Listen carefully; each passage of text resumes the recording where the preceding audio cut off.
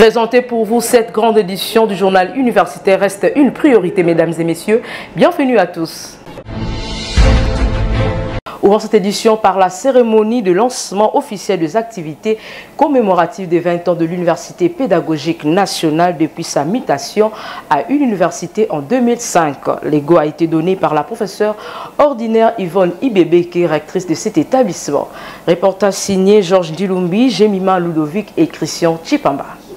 Je déclare ouverte l'année jubilaire commémorative de 20 ans d'existence de l'Université pédagogique nationale. C'est devant une foule immense constituée des UPENiens et invités de marque que la rectrice de l'UPN, professeure ordinaire Yvonne Ibebeke, a donné les go des activités commémoratives de 20 ans d'existence de son établissement depuis sa mutation à une université pour des raisons telles que précisées ici. Comme vous le savez, notre établissement fut jadis l'Institut pédagogique national, IPN, créé par ordonnance présidentielle en septembre 1961. Il a été intégré en août 1971 dans la grande institution de l'enseignement national universitaire qu'on appelait UNASA, Université nationale du Zaïre. Au regard de nombreuses mutations que notre institution a connues au cours des décennies, le comité de gestion que j'ai l'honneur de conduire a résolu d'organiser la commémoration des 20 ans de son existence sous le thème « Quel système éducatif pour un Congo pacifique, juste et prospère à l'heure du numérique marqué par l'innovation technologique ». Grâce à la détermination du corps professoral, scientifique et administratif sur la nécessité de combler la carence d'enseignants qualifiés dans les instituts supérieurs pédagogiques et techniques que l'Université pédagogique nationale puis créée par le décret numéro 05/007 du 23 février 2005. Après la présentation de ces contextes historiques, cette première partie de la journée s'est poursuivie par une conférence débat sur la vaccination. 3 conférenciers ont relevé que la vaccination est un geste qui sauve des vies, unique remède pour finir avec la maladie virale, bactérielle et autres.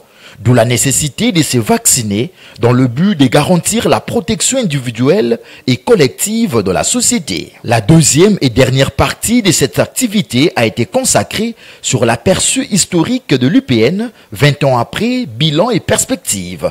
Dans une ambiance de fête, les échanges nourris ont sanctionné cette activité de haute facture scientifique tenue à l'UPN. Restons toujours à l'Université pédagogique nationale pour parler cette fois-ci de la soutenance publique de la thèse de doctorat du chef des travaux Désiré Dipoutou Babobo de la faculté de sciences sociales, administratives et politiques, thèse intitulée « Acteurs associatifs et pouvoir public face aux enjeux du contre-pouvoir et de la participation des associations de parents d'élèves au système éducatif congolais ». Élément signé Merveille Banakai, Deborah Kabwakajika et Christian Chipamba.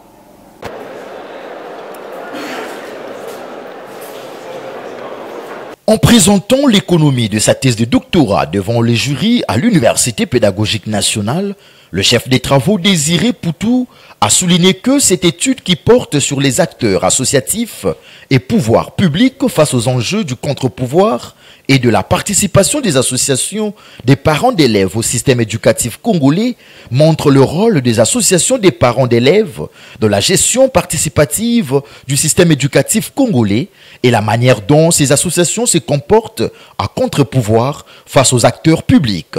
Le résultat obtenu dénote non seulement l'absence du partenariat entre les associations des parents d'élèves, AP en sigle, et les institutions du pouvoir public de la ville de Kinshasa, mais également celle du contre-pouvoir des AP face au pouvoir public. En réalité, ce sont des associations muées par l'autosatisfaction dont la participation est insuffisante à l'exercice du contre-pouvoir démocratique. Les APE se sont transformés en boutiques qui finissent par constituer un réseau de solidarité pour rétribuer des dividendes provenant de frais payés par les parents dans les écoles.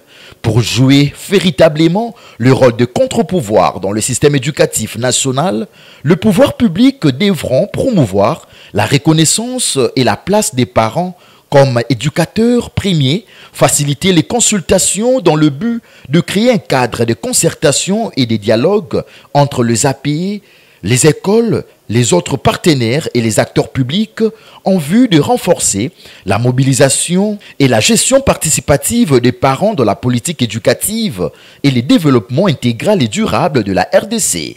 Quant aux acteurs associatifs, ils seront conduits à construire à la fois le monde civique fondé sur l'aspiration de règles démocratiques, le monde connexionniste, où domine le développement des techniques d'information et de la communication, et les mondes industriels, où prédominent les règles de la bonne gouvernance, de l'efficacité et de la recherche du profit, que requiert l'engagement associatif parmi les membres.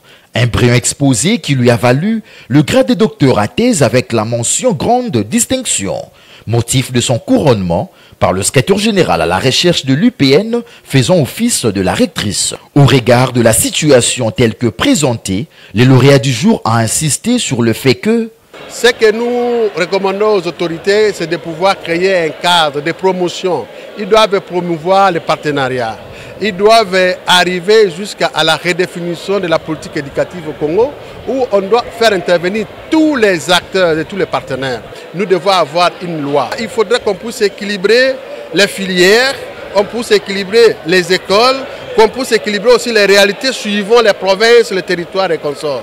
Donc nous devons appliquer pour qu'il y ait une politique équilibrée, pour qu'il n'y ait pas de chômage. Et c'est comme ça que nous pensons maintenant au gouvernement congolais de pouvoir faire appel à tous les acteurs dans un consortium où on doit avoir un cadre de consultation pour le système d'enseignement en résultat.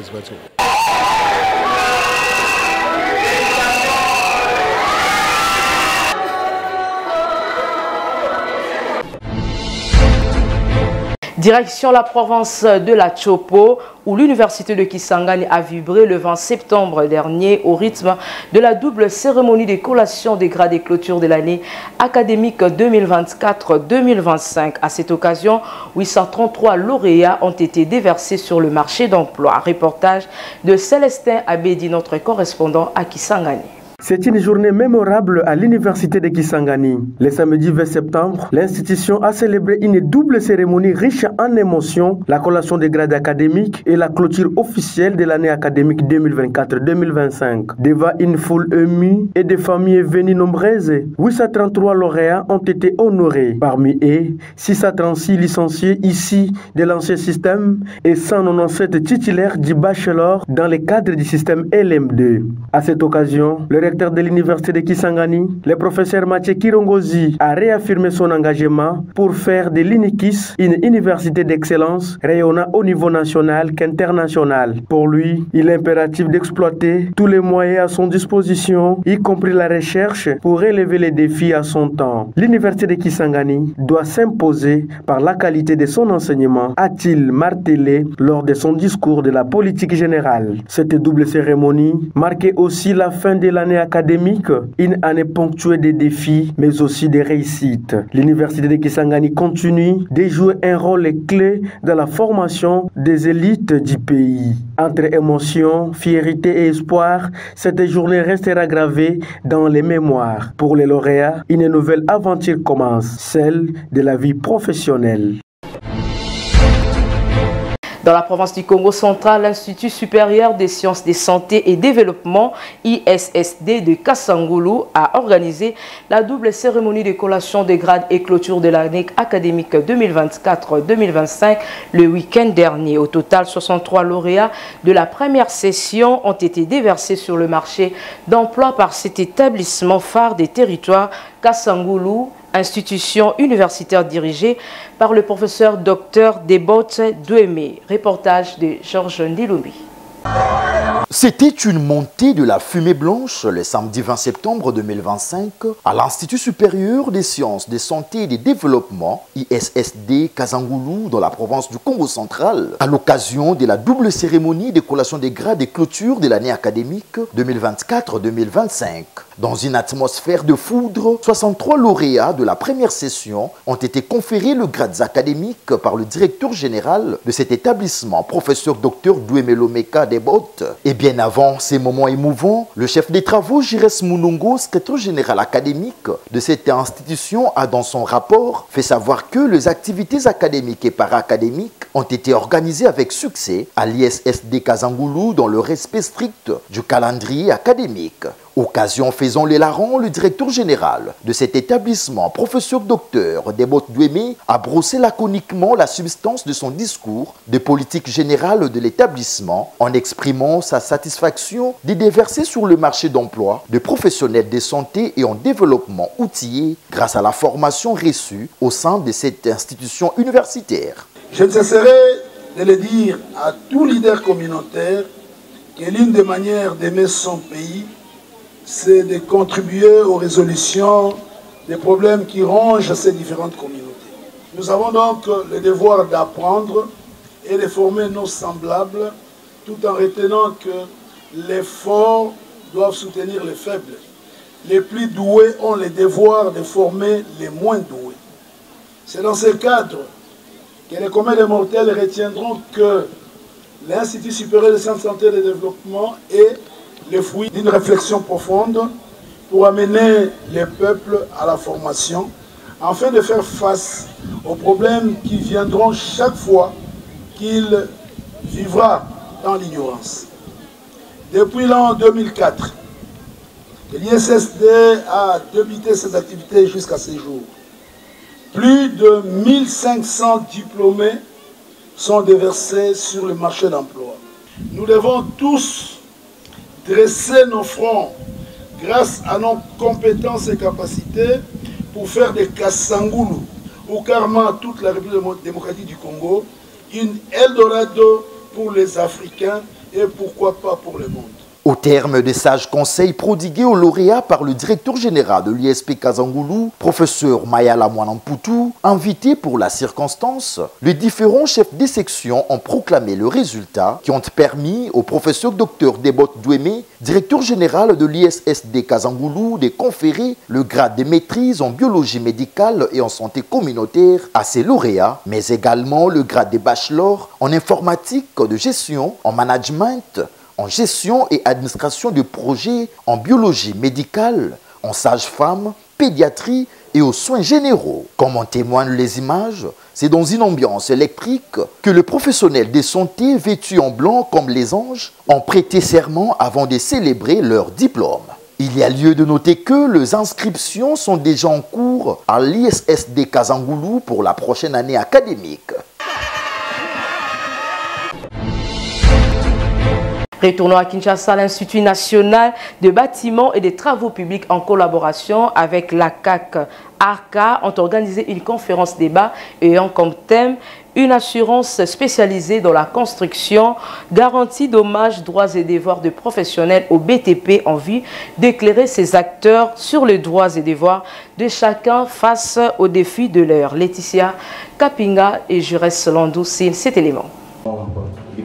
La salle de conférence de l'INBTP a vibré au rythme des échanges entre experts, professionnels du bâtiment et les étudiants autour des assurances spécialisées dans la construction. Le directeur général de l'Institut national du bâtiment et travaux publics, M. Cédric Chibangu Mounienze, a relevé l'importance capitale de cette initiative en martelant sur la construction et les systèmes d'intervention d'assurance comme pilier fondamental des confiances pour tous les acteurs. Le secteur du BTP, c'est un secteur clé stratégique pour le développement de notre pays. Mais cependant, comme les ouvrages du secteur du BTP ou bien les travaux du secteur du BTP sont des travaux qui demandent des investissements à de très grandes hauteurs, les risques n'épargnent personne. Donc la question des risques aujourd'hui, c'est une question qui est mise au centre des débats autour du secteur du BTP. Et là, en ce sens que le secteur des assurances intervient. Le secteur des assurances vient nous donner les informations pour voir dans quelle mesure, au-delà de la dimension technique, de la dimension construction, nous pouvons garantir la question de la sécurité face aux risques. Parce que les risques, il y a des risques qui peuvent être anthropiques, des dommages d'origine anthropique, mais il y a aussi des dommages d'origine naturelle que personne n'attend, que personne n'a prévu. Et en cas de sinistre, je pense que le secteur d'assurance nous égaye aujourd'hui pour nous montrer comment est-ce qu'on peut sécuriser non seulement les maîtres d'ouvrage, mais sécuriser aussi les ingénieurs qui sont des entrepreneurs, mais aussi toute la communauté congolaise. Le berger Tianza, représentant d'Arca, a parlé des raisons fondamentales des constructions et a expliqué l'assurance qui est une prévoyance des risques futurs, rebondissant sur leur plateforme qui est là pour de droits assurés. Prenant la parole, le président de l'ACAC, M. Gaston Kianondaou, a détaillé les différentes garanties obligatoires de l'assurance et la responsabilité civile professionnelle. Cela nous pousse à revenir de manière régulière pour essayer de remonter la connaissance des assurances parce que, comme vous le savez, notre pays a un déficit en termes de la culture d'assurance. Donc nous allons étendre cette culture par ces conférences et par l'éducation des concerts avec l'autorité des régulations et des contrôles pour que demain, au Congo, les assurances ne soient plus un tabou, mais plutôt une nécessité. C'est comme, je dirais, dans les sociétés de télécommunications, si vous n'avez pas de méga, vous êtes coupé avec le monde. Mais dans le domaine d'assurance, si vous n'avez pas votre assurance, vous êtes en danger de ce que vous ne savez plus vivre. Les échanges chaleureux entre les étudiants et les intervenants ont clôturé cette activité. Parlons à présent de la célébration des 12 ans d'existence de l'Empire informatique à l'Université de Kinshasa avec comme thème à l'ère de l'intelligence artificielle, deuxième édition, une activité organisée le vendredi dernier par la Faculté de sciences et technologies à travers son département des mathématiques, statistiques et informatiques, un élément des Hop Kiako. La faculté des sciences et technologies de l'Université de Kinshasa, à travers son département de mathématiques, statistiques et informatique, a célébré le 12e anniversaire de l'Empire informatique, placé sous le thème « À l'ère de l'intelligence artificielle, deuxième édition ». La cérémonie d'ouverture a été marquée par plusieurs interventions, dont celle du représentant des étudiants, suivi du mot de bienvenue du coordonnateur Albert Toumba. La deuxième vice-coordonnateur, Amissi Fataki, a ensuite présenté l'initiative de l'Empire informatique, donnant ainsi les coups d'envoi des panels thématiques. Le professeur Batoubenga a ouvert les échanges en abordant sur l'intelligence artificielle et ses impacts sur l'éducation et la formation des jeunes. Avec les outils de l'intelligence artificielle, on peut booster le secteur de l'éducation, la formation de la jeunesse, en utilisant des outils qui peuvent faciliter l'apprentissage et la maîtrise de la technologie. Et néanmoins, il faudrait de manière responsable savoir comment utiliser ces outils-là et éviter quelques dérapages comme dans le sens des tricheries, des plagiats et autres, ou encore la démotivation. Le professeur Pierre Kafunda a ensuite insisté sur la contribution de l'intelligence artificielle dans le développement multisectoriel des sociétés. Pour sa part, l'assistant Jonathan Bila a présenté les avantages et les inconvénients de l'intelligence artificielle pour l'étudiant en informatique. Une séance de questions-réponses a permis au public d'approfondir les débats avant le deuxième panel animé par les professeurs Rostam Abela et Kassengedia. J'ai voulu montrer ceci.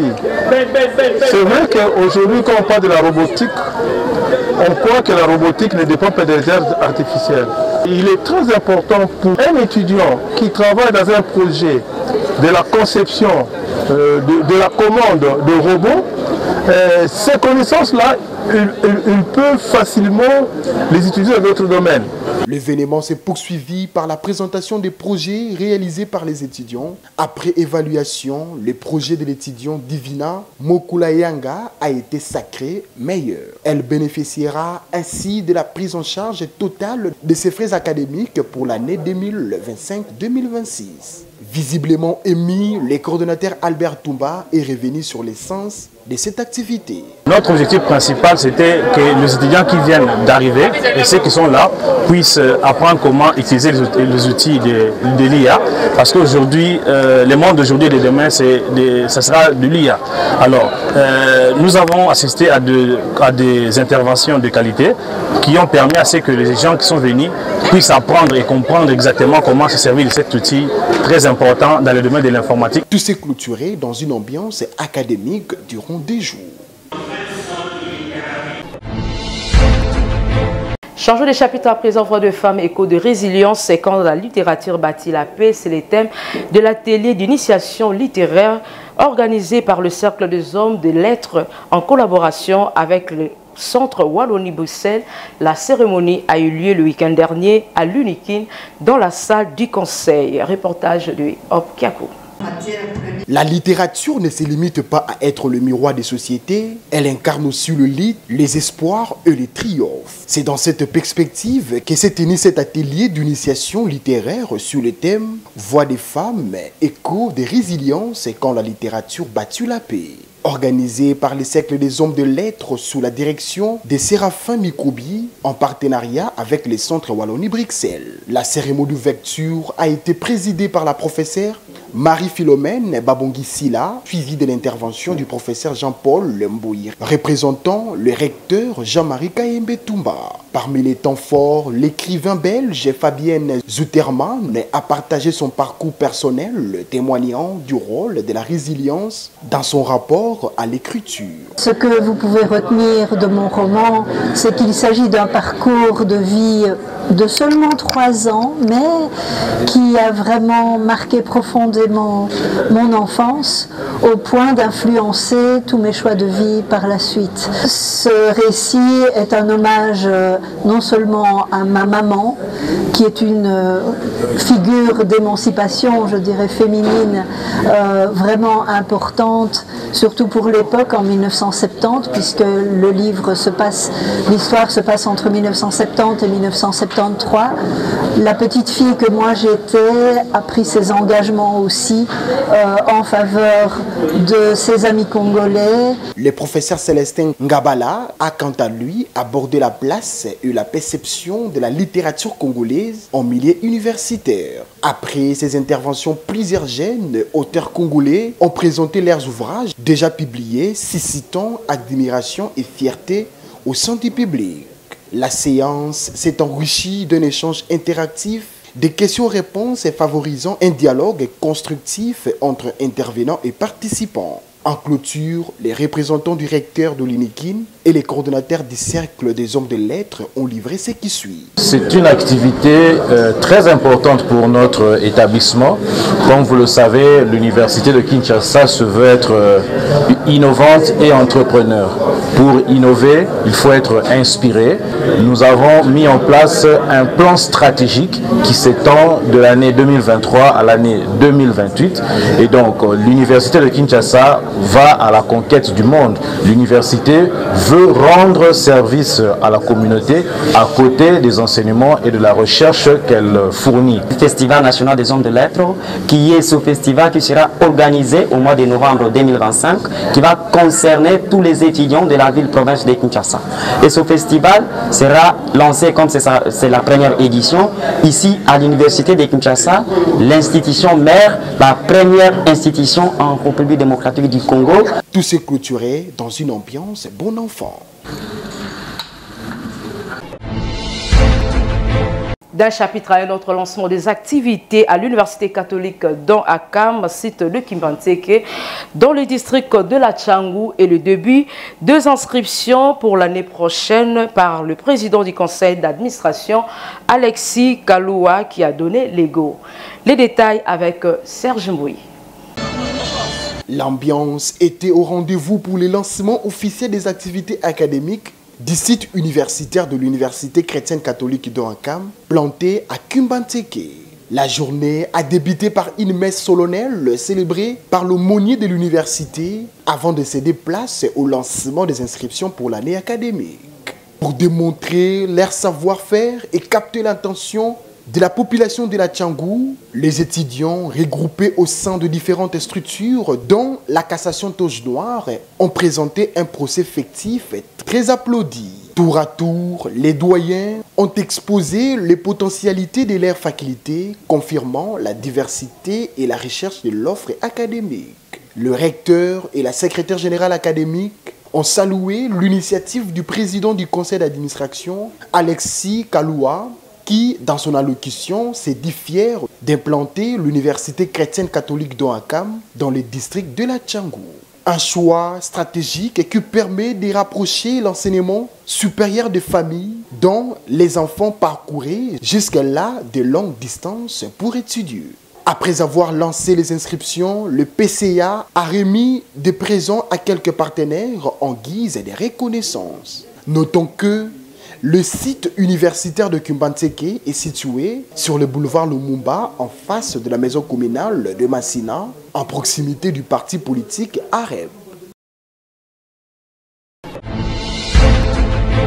Avant de boucler cette édition, parlons de la finale du tournoi interuniversitaire saison sportive 2024-2025. L'Institut supérieur des statistiques de Kinshasa s'est imposé face à l'université Simo Kimbangu au stade Tata Raphaël Valongolu pour le reportage. L'Institut supérieur des statistiques de Kinshasa, ISESKIN, dirigé par le professeur Bidok Jean-Marcel Mbikaï, a brillamment remporté la finale des préliminaires du tournoi interuniversitaire Poule de Kinshasa Homme, une compétition organisée par la Direction générale du sport universitaire du ministère de l'enseignement supérieur universitaire, la recherche scientifique et innovation, dans le cadre de la session sportive 2024-2025. Opposés à l'université Simo Kimbangu, ISK, les étudiants de l'ISESKIN se sont illustrés dès les coups d'envoi, dominant leurs adversaires aussi bien en première qu'en deuxième mi-temps.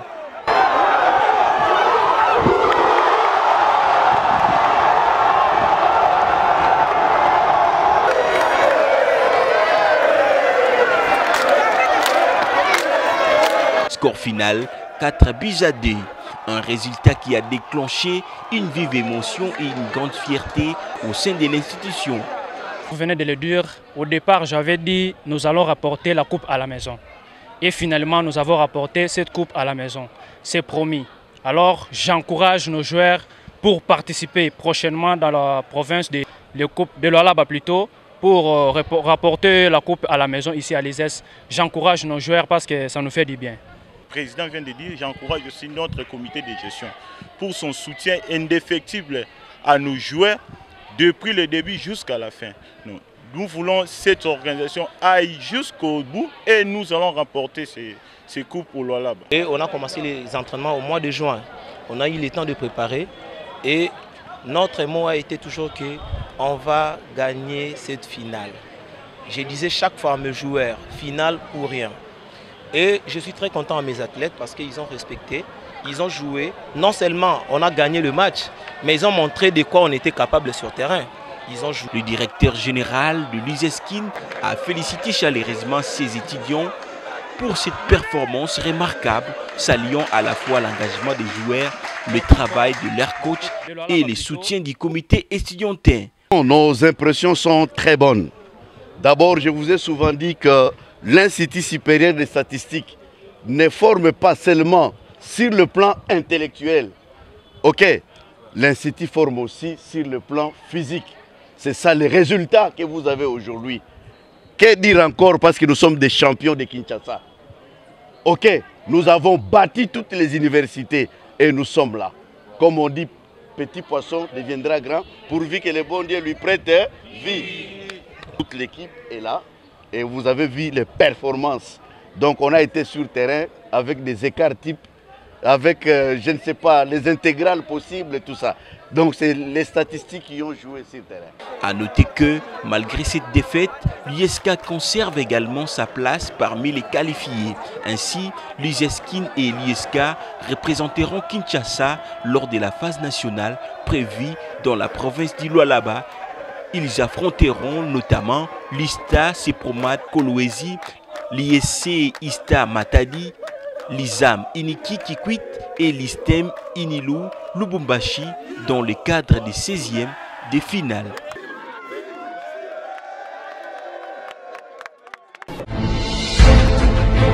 C'est ici que s'achève la grande édition du journal universitaire, mesdames et messieurs. Merci de prêter attention à notre présentation derrière la caméra. Silver Salabiakou, assisté par Béni Boutou, réalisé par Emmanuel Lema, toujours sous la coordination de l'honorable André Mouchongo Machara. Quant à moi, je vous dis au revoir et bonne suite des programmes chez vous.